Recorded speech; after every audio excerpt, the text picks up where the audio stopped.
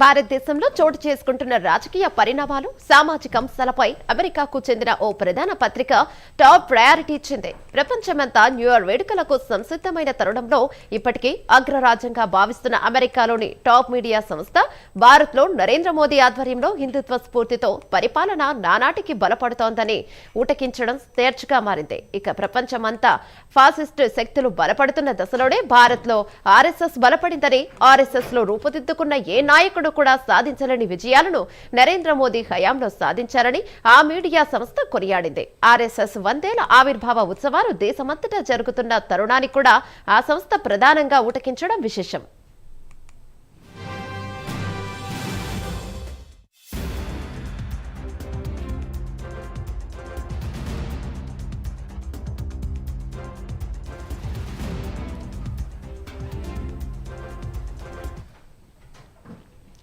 భారత్లో హిందూ జాతీయవాద ఉద్యమం గత శతాబ్ద కాలంలో నీలి నీడల్లోనే ఉన్నప్పటికీ చాలా నిదానంగా అధికారం అందుకునే దశగా విజయవంతమైందని ఆ ప్రధాన వార్తల్లో పేర్కొనడం విశేషం. ఒకప్పుడు దేశ పాలకులు ఆర్ఎస్ఎస్ ను పలుమార్లు నిషేధించిన ఆ సంస్థ ద్వారా వచ్చిన నరేంద్ర మోడీకి దేశ ప్రజల్లో విపరీతమైన ఆదరణ లభించడం గొప్ప విషయంగా చెప్పుకొచ్చారు.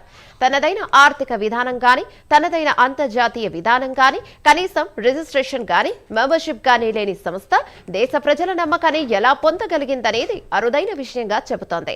అలాంటి సంస్థ ఇప్పుడు దేశ రాజకీయ, సామాజిక, ఆర్థిక వ్యవస్థను సమూలంగా మార్చివేసిందని న్యూయార్క్ టైమ్స్ తన లోతైన నివేదికలో అభివర్ణించింది.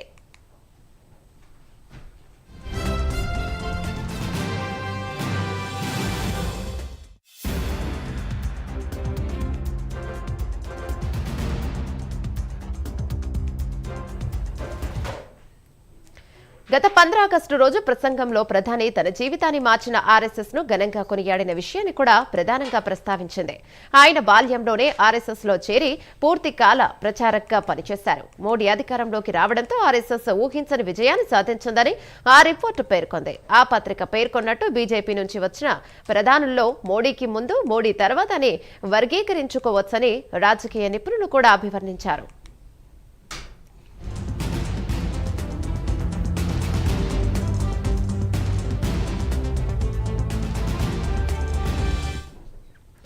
ఇక ఆర్ఎస్ఎస్ ప్రధాన బలం దాని సంస్థాగత నిర్మాణంలో ఉందని విశ్లేషకులు భావిస్తారు. కాంగ్రెస్ నేతలు కూడా ఈ మధ్య ఇదే మాటను చెబుతుండడం గమనించాల్సిన అంశం. నిత్య శాఖలో జరిగే శారీరక వ్యాయామాలు, దేశభక్తి పూరితమైన చర్చలు, ధర్మానికి సంబంధించిన చర్చల ద్వారా యువకులను జీవితాంతం ఆకర్షించే సంస్థగా ప్రపంచ ప్రముఖులు సైతం గుర్తించారు. ఇక మరోవైపు ఆర్ఎస్ఎస్ అనే సంస్థ దేశంలోని అనేక సంస్థల్లోకి చొచ్చుకుపోయిందని కూడా ఆ నివేదిక పేర్కొంది. ప్రభుత్వంలోకి, జ్యుడిషియరీలోకి, పోలీస్, మీడియా, విద్యా సంస్థలు ఇలా అనేక సంస్థల్లోకి చొచ్చుకుపోయిందని, అంతేకాకుండా మోదీ తర్వాత కూడా దీని ప్రభావం మరింత బలంగా కొనసాగుతోందంటూ హెచ్చరికతో కూడిన సంకేతాలను పంపిస్తోంది ఆ ఆర్టికల్.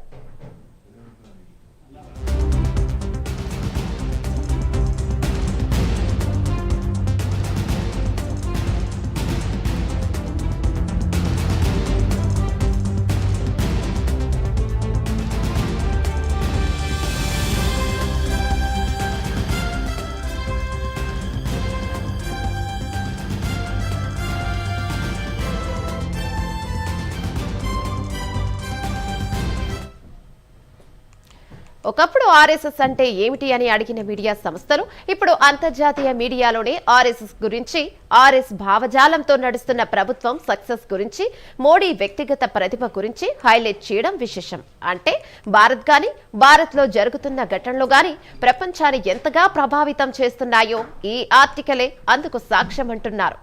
గతానికన్నా భిన్నంగా భారత్ ఇప్పుడు ప్రపంచంలోనే ప్రత్యేకమైన స్థానం సంపాదించుకోవడమే కాక అగ్రరాజ్యాలకు సైతం ధీటుగా వ్యవహరిస్తూ వారి స్థానాలను కూడా నెమ్మదిగా ఆక్రమించుకుంటోంది.